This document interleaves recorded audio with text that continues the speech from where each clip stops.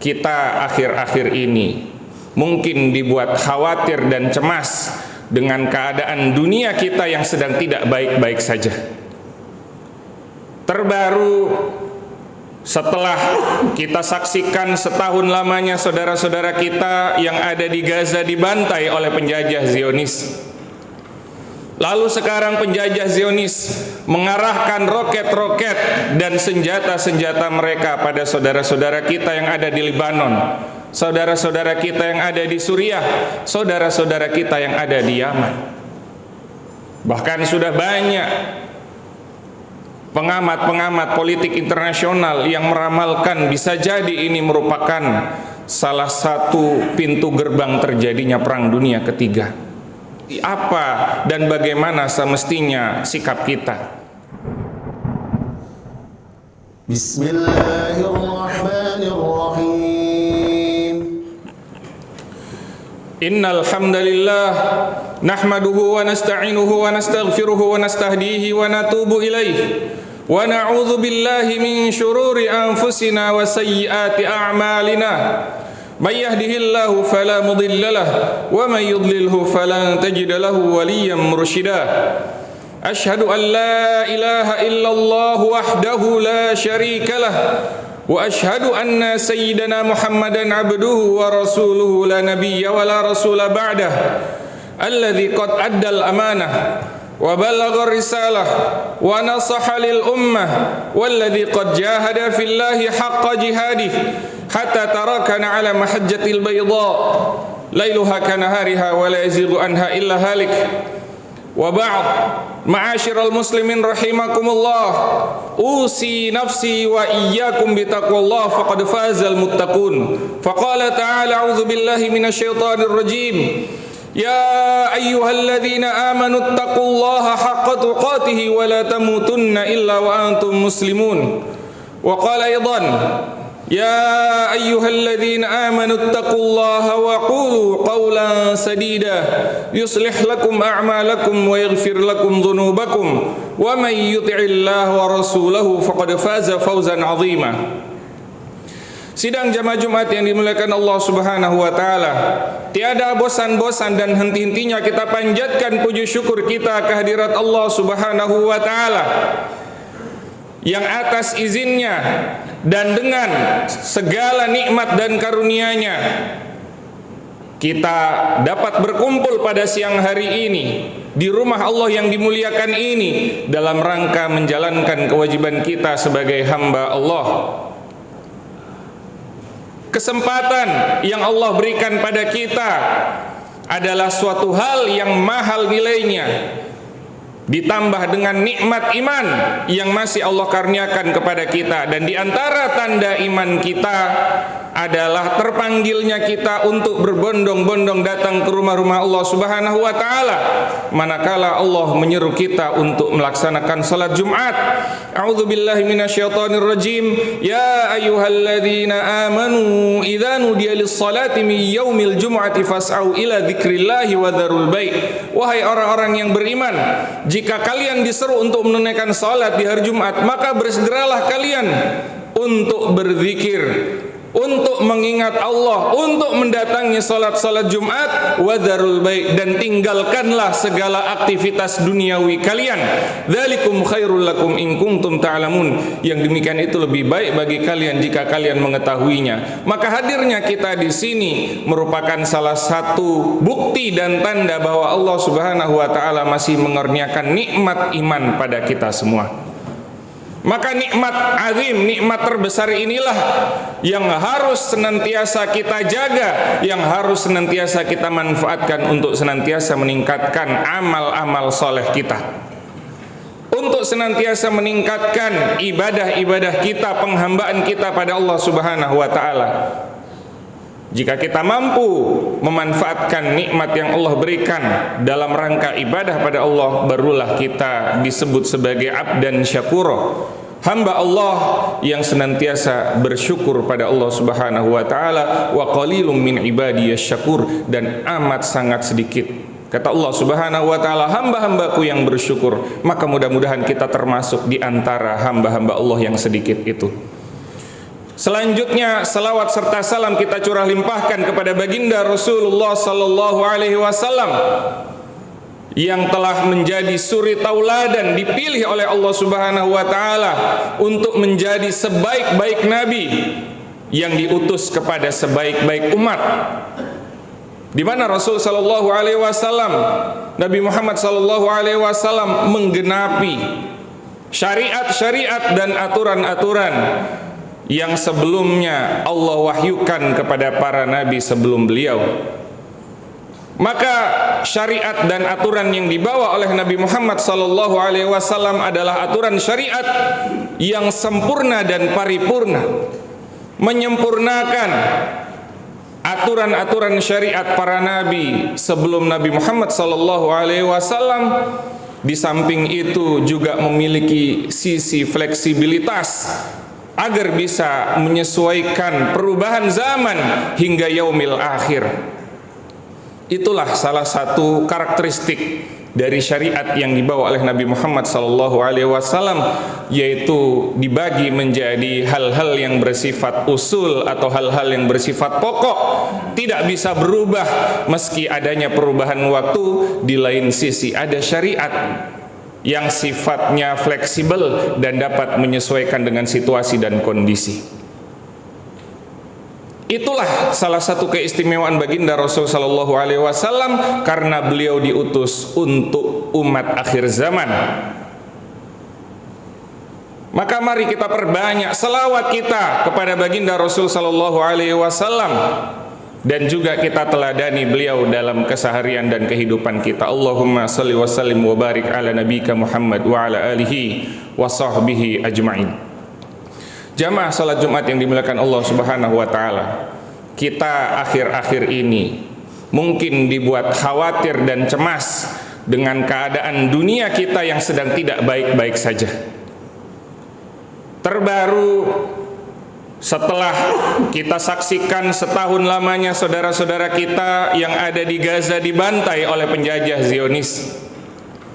Lalu sekarang penjajah Zionis mengarahkan roket-roket dan senjata-senjata mereka pada saudara-saudara kita yang ada di Lebanon, saudara-saudara kita yang ada di Suriah, saudara-saudara kita yang ada di Yaman. Bahkan sudah banyak pengamat-pengamat politik internasional yang meramalkan bisa jadi ini merupakan salah satu pintu gerbang terjadinya perang dunia ketiga. Maka tentu di satu sisi sebagai masyarakat internasional kita memiliki kekhawatiran, tapi di lain sisi apa dan bagaimana semestinya sikap kita?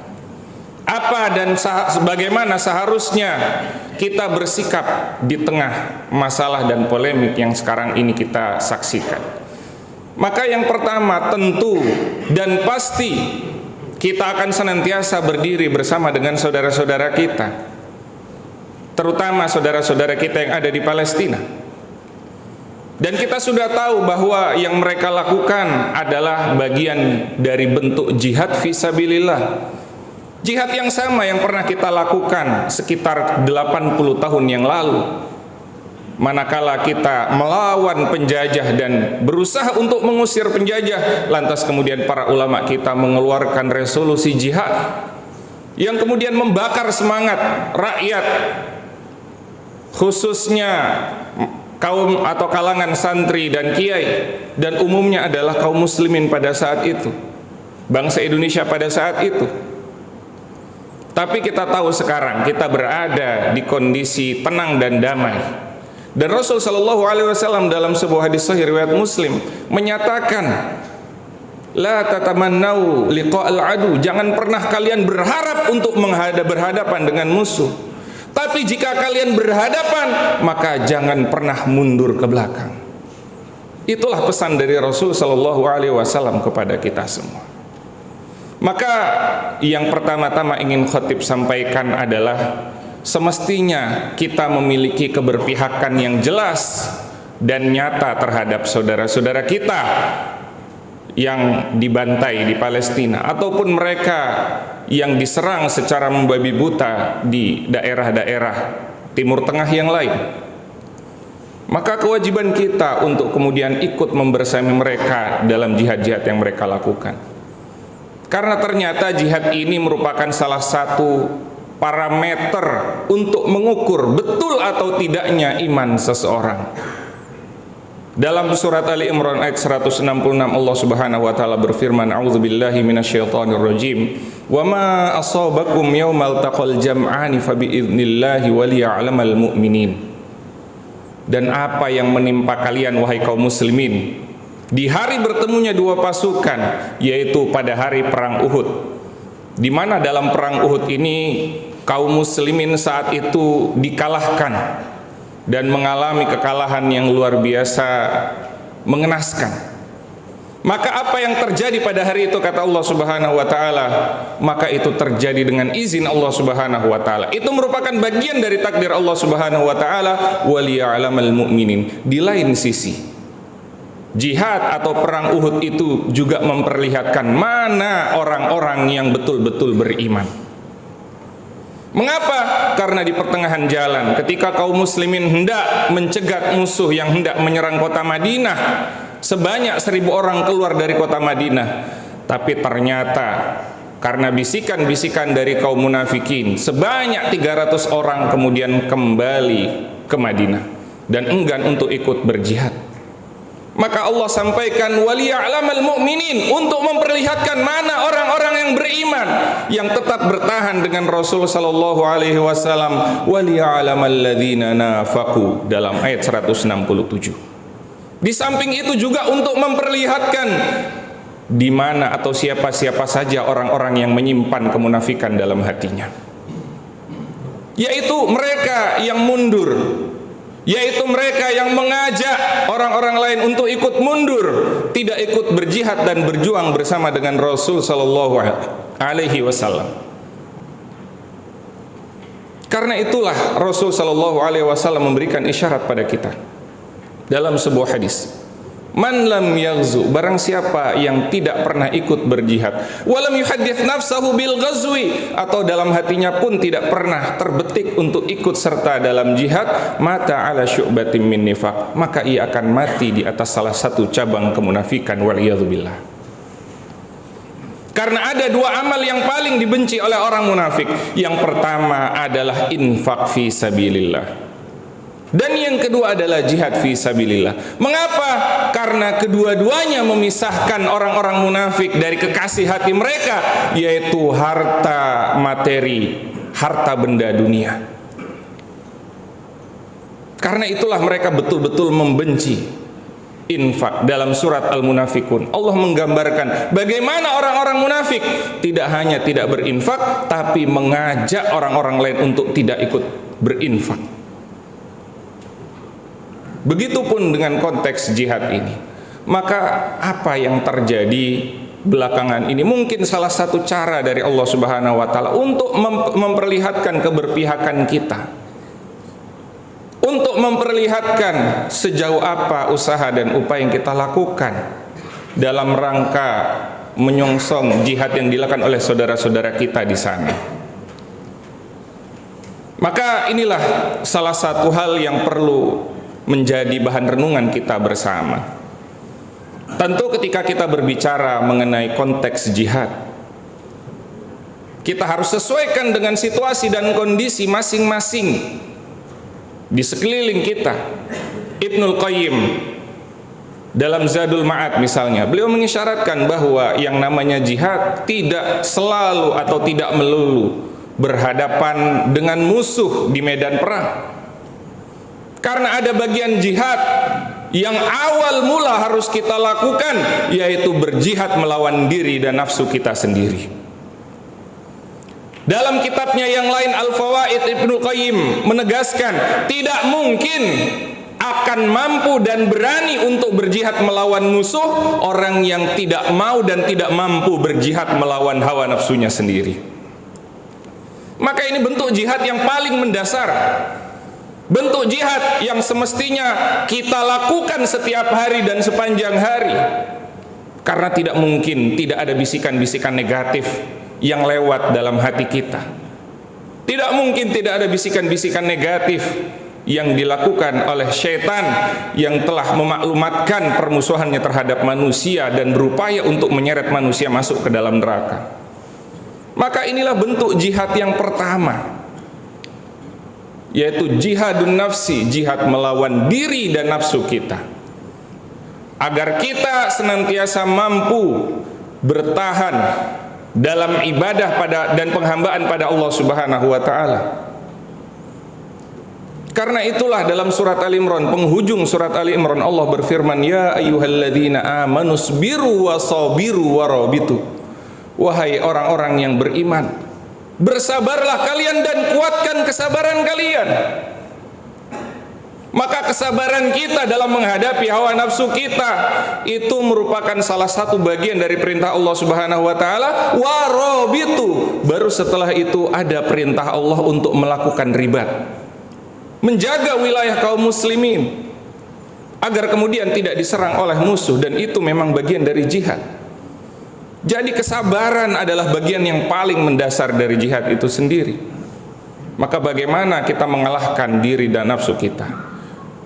Kemudian jihad juga bisa kita kontekstualkan dalam berbagai aspek kehidupan kita. Dalam aspek ekonomi misalnya, bagaimana kita menghidupkan perekonomian syariah, bagaimana kemudian kita mengkampanyekan sistem perekonomian Islam, bagaimana kemudian kita membangun suatu basis ekonomi yang kuat di tengah-tengah umat untuk membantu masyarakat-masyarakat yang lemah. Maka itulah bagian dari jihad ekonomi kita. Di lain sisi juga ada jihad sosial kita, bagaimana kita mengadvokasi, mengedukasi masyarakat. Juga ada jihad politik, bagaimana kita menjaga agar keputusan-keputusan yang dikeluarkan oleh pemerintah dan penguasa kita adalah keputusan yang tidak bertentangan dengan nilai-nilai dan norma-norma agama. Maka bersuaranya kita ketika melihat suatu penyimpangan itu merupakan salah satu bentuk jihad kita. Tidak dengan mengangkat senjata, tapi jihad itu dicatat oleh Allah Subhanahu wa taala sebagai pembenar keimanan kita di hadapan Allah Subhanahu wa taala. Karena itulah Rasul sallallahu alaihi wasallam bersabda, "Man ra'a minkum munkaran falyughayyirhu biyadihi." Barang siapa di antara kalian melihat kemungkaran maka rubah dengan tangannya. Fa in lam yastati fa bilisani, kalau tidak mampu maka dengan lisannya. Fa in lam yastati fa biqalbi, kalau tidak mampu juga maka dengan hatinya. Wa dzalika adhaful iman, dan itulah iman yang paling lemah. Kenapa? Karena dengan bersuara untuk mencegah kemungkaran itu artinya kita sedang berjihad, dan dengan jihad itu kita membenarkan iman. Ketika kita tidak melakukan jihad itu, hatta dalam diri kita sendiri kita tidak ingkari kemungkaran itu, maka jangan-jangan kita termasuk dari orang-orang yang hatinya itu terkena penyakit nifak, waliyadzubillah. Itu adalah bentuk jihad dalam lingkup kehidupan kita sehari-hari yang bisa kita terapkan. Yang mana pada intinya jihad itu adalah bagaimana kita mengikhlaskan niat itu karena Allah Subhanahu wa taala, untuk menolong Allah Subhanahu wa taala, menolong agama Allah Subhanahu wa taala. Dan yang kedua adalah ada sesuatu yang mungkin kita korbankan, entah itu harta kita, entah itu adalah waktu kita, pikiran kita, keringat kita curahkan dalam rangka menjalankan perintah Allah Subhanahu wa taala dengan sungguh-sungguh. Maka di saat itulah kita menjalankan esensi dari jihad itu sendiri. Tapi jamaah yang dimuliakan Allah Subhanahu wa taala, meskipun kita sudah tidak dijajah lagi, tapi dengan adanya saudara kita yang masih dijajah nun jauh di sana, saudara-saudara kita di Palestina, maka sejatinya pintu jihad dalam makna peperangan itu belum ditutup oleh Allah Subhanahu wa taala. Tapi tentu kita sesuaikan dengan kemampuan dan kemungkinan yang bisa kita lakukan untuk saudara-saudara kita. Apa salah satu bentuknya? Yaitu kita memberikan support, kita memberikan dukungan dan bantuan untuk saudara-saudara kita yang tengah berjihad di sana. Maka dengan bantuan-bantuan itu Allah Subhanahu wa taala akan catat itu semua sebagai bagian atau bentuk jihad fisabilillah, sebagaimana sabda Rasul sallallahu alaihi wasallam dalam sebuah hadis sahih muttafaqun alaih. Man jahaza ghaziyan faqad ghaza, barang siapa yang memberikan perbekalan kepada orang-orang yang sedang berjihad fisabilillah, faqad ghaza, kata Rasul sallallahu alaihi wasallam, maka sungguh ia juga telah berjihad fisabilillah. Wa man khalafa ghaziyan fi ahlihi bi khairin faqad ghaza, dan barang siapa yang memberikan bantuan untuk keluarga dari orang-orang yang berjihad fisabilillah, maka sungguh ia juga telah berjihad fisabilillah. Maka mungkin ketika kita berikan bantuan-bantuan makanan, obat-obatan, air bersih, bahan bangunan, dan lain sebagainya kepada saudara-saudara kita yang ada di Gaza, dan mereka adalah saudara dari orang-orang yang turun langsung berhadap-hadapan berperang melawan penjajah Israel. Ketika kita bantu keluarga mereka, maka Allah Subhanahu wa taala catat itu semua sebagai bagian dari jihad fisabilillah, jihad dalam makna yang sebenarnya. Dan Rasul menyampaikan hal ini, wa ma yantiqu 'anil hawa in huwa illa wahyu yuha. Apa yang disampaikan oleh Nabi Muhammad sallallahu alaihi wasallam bukanlah dari hawa nafsunya, karena yang disampaikan oleh beliau tidak lain dan tidak bukan adalah wahyu dari Allah Subhanahu wa taala yang dibahasakan kembali oleh beliau. Maka mari dalam kesempatan ini kita senantiasa memberikan dukungan dan sokongan untuk saudara-saudara kita yang sampai detik ini masih terjajah bahkan dibantai oleh penjajah Zionis. Dukungan apapun yang bisa kita berikan, dukungan politik. Alhamdulillah, bangsa kita termasuk bangsa yang paling besar usaha dalam bidang politiknya untuk membantu saudara-saudara kita yang ada di Palestina. Di lain sisi kita tahu ketika kita bandingkan dengan penguasa-penguasa yang ada di wilayah Timur Tengah yang justru tidak memperlihatkan dukungannya yang keras dan kuat pada saudara-saudaranya, padahal jarak mereka tidak terpaut jauh. Maka dukungan dan bantuan yang kita sampaikan baik oleh pemerintah maupun oleh rakyat dan masyarakat adalah suatu hal positif dan salah satu bentuk jihad yang harus senantiasa kita jaga dan kita lestarikan sampai saudara-saudara kita memperoleh kemerdekaannya. Maka sampai saat itu genderang perjuangan dan jihad yang dilakukan oleh saudara-saudara kita tidaklah terhenti. Oleh sebab itu khatib mengingatkan diri khatib dan juga kepada para jamaah sekalian, mari bersama-sama kita konsisten, mari bersama-sama kita senantiasa istiqomah memberikan dukungan pada saudara-saudara kita dalam bentuk apapun.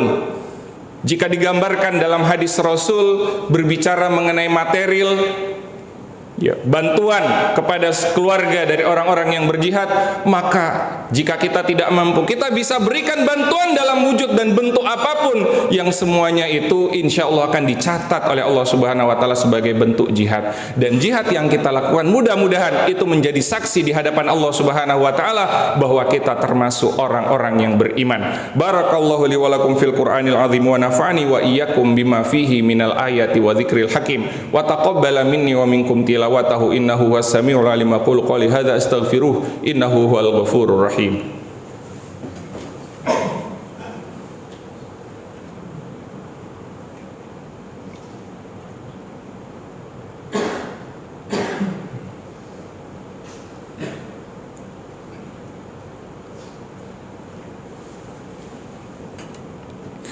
Alhamdulillahir rahman 'allamal qur'ana khalaqal insana 'allamahul bayan.